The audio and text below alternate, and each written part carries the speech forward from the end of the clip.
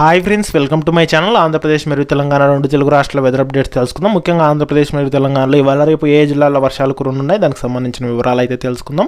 వీడియోని అయితే చివరి వరకు చూడండి. వీడియోలోని ఇన్ఫర్మేషన్ నచ్చినట్లయితే ఛానల్ని సబ్స్క్రైబ్ చేసుకోండి. లేట్ చేయకుండా టాపిక్లోకి అయితే వెళ్ళిపోదాము.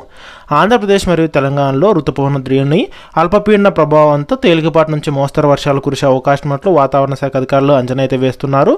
ముఖ్యంగా ఉరుములు మెరుపులతో పాటు అక్కడక్కడ ఈదురుగాలులు కూడా సంభవిస్తాయని, పిడుగులతో కూడిన వర్షాలు కురుస్తాయని వాతావరణ శాఖ అయితే తెలియజేసింది. ముఖ్యంగా ఉత్తర ఛత్తీస్గఢ్ పరిసర ప్రాంతాలపై కొనసాగుతున్న ఉపరితల ఆవర్తనం సగటు సముద్ర మట్టానికి 7.6 కిలోమీటర్ల ఎత్తులో అయితే ఉంది.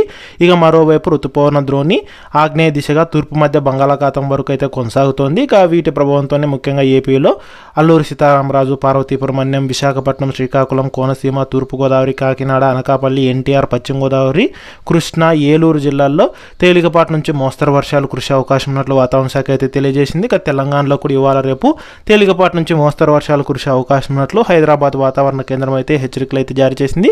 గంటకు 40 నుంచి 50 కిలోమీటర్ల వేగంతో ఎదురుగాలు వీచే అవకాశం ఉన్నట్లయితే తెలిపింది.